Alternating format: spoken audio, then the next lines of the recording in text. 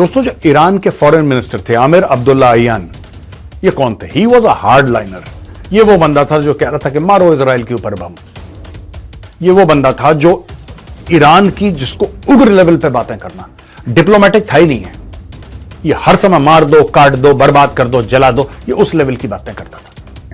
लेकिन दुनिया भर के ईरानियन जो हैं वो खुशियां मना रहे हैं और भंगड़े डाल रहे हैं, कह रहे हैं बिल्कुल ठीक कहो, बिल्कुल ठीक हुआ। जैसे ही पता लगा वो मर गया, सबसे पहले इजराइल ने आके बोला हमने नहीं मारा। ओ भाई, हमारा कोई लेना देना नहीं। अच्छा, तुमसे बोल कौन रहा है कि तुमने मारा है? নমস্কার, আপনাদের সবাইকে স্বাগত। হেলিকপ্টার ভেঙে পড়ায় মৃত্যু হয়েছে ইরানের প্রেসিডেন্ট ইব্রাহিম রাইসি সহ সঙ্গে থাকা সব সদস্যদের। মাত্র 63 বছর বয়সে রাষ্ট্রপ্রধানের মৃত্যুর খবরে তোলপাড় হয়েছে আন্তর্জাতিক মহল। জল্পনা শুরু হয়েছে বিশেষজ্ঞ মহলেও।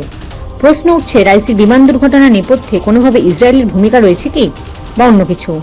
এইসব বিষয়ে ভারতীয় মিডিয়ার গৌরব আরিয়া কি বলেছেন শুনুন। आपको पता है कि इब्राहिम रियासी जो राष्ट्रपति थे ईरान के, वो हेलीकॉप्टर क्रैश में मारे गए। साथ ही में उनका फॉरेन मिनिस्टर भी मारा गया और एक और बड़ा इंपॉर्टेंट शख्स, 3 लोग मारे गए। ये गए थे अजरबैजान के बॉर्डर में एक डैम को इनॉग्रेट करने के लिए, एक बांध को इनॉग्रेट करने के लिए।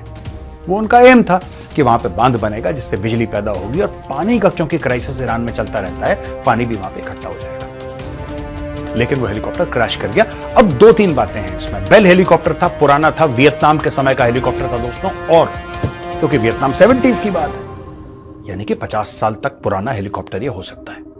वो हेलीकॉप्टर क्रैश कर गया।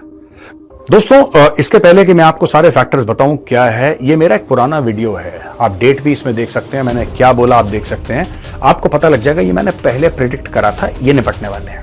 मैं आपको बाय गॉड बोल रहा हूं, और ये मैं कई बार बोल चुका हूं। मुझे तो एक वीडियो मिला, क्योंकि आधे समय तो हम ट्रैक ही नहीं कर पाते कौन सा वीडियो, क्योंकि हम रोज रिलीज करते हैं इतने ज्यादा। लेकिन मैंने पहले वीडियो में बोला था, कई बार बोल चुका हूं। उसमें से एक वीडियो ये है जिसमें मैं कह रहा हूं कि ये निपटाएंगे, ईरान की टॉप लीडरशिप को निपटा दिया जाएगा। ये देखिए, ईरानी कहते हैं, इनके जो प्रेसिडेंट हैं, इनके जो हेड्स ऑफ स्टेट हैं, राइट, ये लोग कहते हैं कि kill all the juice, Israel को खत्म कर दो। ये इनके प्रॉपर ऑफिशियल स्टेटमेंट्स हैं। पता नहीं अमेरिका ने आज तक इतना सीरियसली नहीं लिया।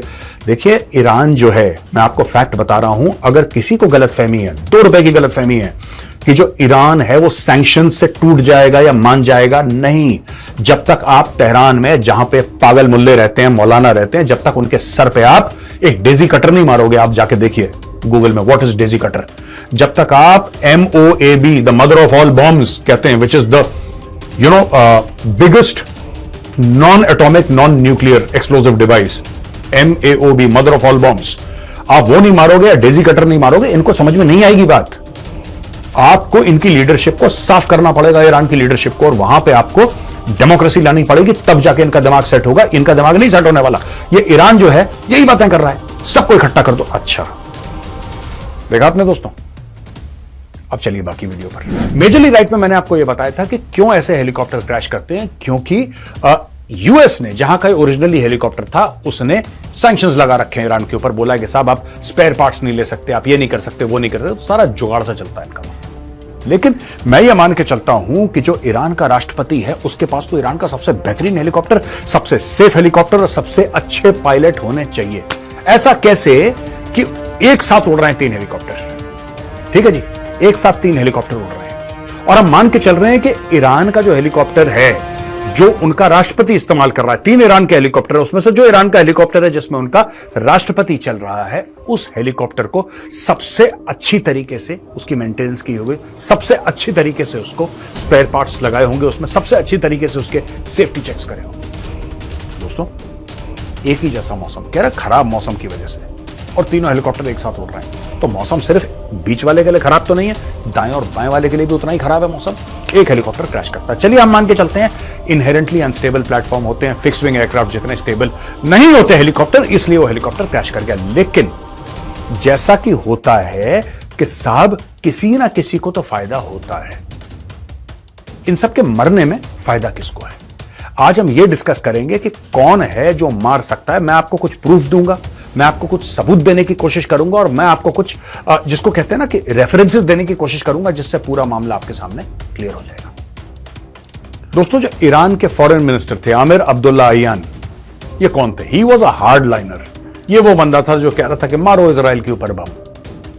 ये वो बंदा था जो ईरान की, जिसको उग्र लेवल पे बातें करना, डिप्लोमेटिक था ही नहीं है, ये हर समय मार दो, काट दो, बर्बाद कर दो, जला दो, ये उस लेवल की बातें करता था। ये उस लेवल की बातें इसलिए करता था क्योंकि ईरान की जो टॉप गवर्नमेंट की पोजीशन में लोग हैं वो सारे के सारे ऐसी बात करते हैं। He should have been more contained in speech. ठीक है, बहरहाल ये हेलीकॉप्टर क्रैश हुआ। आज की तारीख में ऐसा सुनने में आया है कि ईरानियन जो दुनिया भर में फैले, जो ईरान के अंदर है, वो तो डर के मारे चुप हैं। वो डर के मारे चुप हैं, लेकिन दुनिया भर के ईरानियन जो हैं वो खुशियां मना रहे हैं, भंगड़े डाल रहे हैं, कह रहे हैं बिल्कुल ठीक कहो, बिल्कुल ठीक हुआ। लेकिन एक चीज ऐसी हुई, एक ऐसा रिएक्शन आया जिससे कि मैं अचानक सरप्राइज हो गया। यार मैंने बोला ये है क्या? ये जैसे ही पता लगा वो मर गया, सबसे पहले इजराइल ने आके बोला हमने नहीं मारा। ओ भाई, हमारा कोई लेना देना नहीं। अच्छा, तुमसे बोल कौन रहा है कि तुमने मारा है?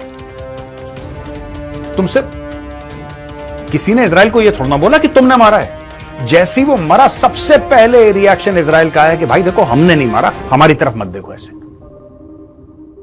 अब भाई साहब तीन फैक्टर इन प्ले हैं यहां पे। मैं साफ सीधी आपको बात बता दूं, 3 फैक्टर्स इन प्ले। वो फैक्टर क्या है? पहली चीज, किसको फायदा है या किसको फायदा हुआ कि ये मर गया।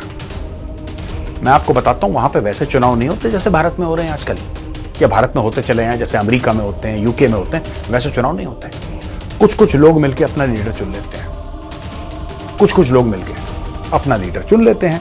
और ये 1979 के बाद, जब से ये कठमुल्ला टाइप के लोग आए हैं ना वहां पे, खतरनाक रेडिकल इस्लामिस्ट्स, मार देंगे, काट देंगे, जला देंगे, जो हर समय यही बातें करते हैं, जब से आए हैं तो ईरान का बिल्कुल ऐसा मामला हो गया है कि कोई सांस ले ले तो उसको गोली मार दे। यार ऐसा मामला हो गया। वो हिजाब का केस था, वो लड़की ने हिजाब नहीं पहना, उसकी हत्या कर दी, फिर दूसरी को भी मार दिया, कोमा हो गया, फिर वो लड़की कुछ दिनों के बाद मर गई, आपने सुना ही होगा। और कितने 100 लोग मारे दिए गए और गायब हो गए, ये भी आपने सुना होगा। मारे गए कितने, गायब हो गए, किसी को नहीं पता, ये हिजाब की कंट्रोवर्सी में। खैर बहरहाल, coming back to the point, लोगों ने सेलिब्रेट करा, बोला ये ठीक मर गया। इजराइल ने बोला भैया हमने नहीं मारा, हमारी तरफ मत देखो। और तीसरी चीज मैंने बताई कि किसका फायदा था। यार सबसे बड़ी बात, फायदा किसका था? फायदा उस बंदे का था जिसको एक्टिंग प्रेसिडेंट अब बना दिया है। दोस्तों, जो अभी इंटरिम प्रेसिडेंट बना है उसका नाम है मोहम्मद मुकबर। मोहम्मद मुकबर कौन है? ये वाइस प्रेसिडेंट है, यानी कि इब्राहिम रियासी के नंबर 2। और लोग कह रहे थे कि इसको, और लोग कह भी रहे हैं, सोशल मीडिया पे बातें चल रही हैं कि इसको सबसे ज्यादा फायदा है। दोस्तों ऐसा है कि इसको मानिए जैसे कि एक लाइफ इंश्योरेंस पॉलिसी, आपने किसी के लिए 5 करोड़ की लाइफ इंश्योरेंस पॉलिसी करा दी आपने, और आप हैं उसके बेनिफिशियरी, यानी कि अगर वो मरेगा तो आपको 5 करोड़ मिलेंगे। ठीक है, जब वो बंदा मर जाता है तो पुलिस सबसे पहले किसको उठा के ले जाएगी? शक की सुई आपके ऊपर आएगी ना, क्योंकि बेनिफिशियरी आप हैं। उसी प्रकार से यहां पे मोहम्मद मुकबिर जो है, he is the main beneficiary. और ईरान के अंदर ये सिस्टम काफी टाइम से चलता आ रहा है, इसको हटा दो, उसके लिए कोई र्यूमर फैला दो, इसको बोलो कि ये करप्ट है, इसको बोलो कि ये वफादार नहीं है। तो ये ईरान में बहुत चलता है, ये ईरान में बहुत चलता है। पहली शक की सुई इसकी ओर जाती है। दूसरी शक की सुई, लोग कह रहे हैं, और अब ये आवाजें और तेज हो रही हैं दोस्तों, धीरे धीरे ये आवाजें और तेज हो रही हैं कि इजराइल ने निपटा दिया। बहुत पहले से मैं कहता चला आया हूं ये बात, I have been saying this for a very long time. Israel की मजबूरी है इनको निपटाने की। हो सकता है मेरा एनालिसिस गलत हो, मैं ये नहीं कह रहा कि उन्होंने मारा है, no, I am not saying that, पर मैं कह रहा हूं कि इजराइल की मजबूरी है इनको मारना। क्योंकि इजराइल आज से नहीं, दशकों से यही बात अमेरिका से कह रहा है कि बॉस, ये हिजबुल्ला है, हमास है, हुथी हैं, ये सब वैसे हैं जैसे खाने में अचार, पापड़, सलाद होते हैं, असली में दाल, रोटी, सब्जी, पनीर कुछ और है। तुम उधर देख नहीं रहे, तुम देख रहे हो ये सब छोटी मोटी चीजें, which are non essential, maybe tasty but non essential. America ने बोला नहीं, तुम ईरान को कुछ नहीं कहोगे, ईरान को कुछ नहीं कहोगे। आपको पता है, Iran is this close to becoming a formal nuclear power, this close. Iran is this close.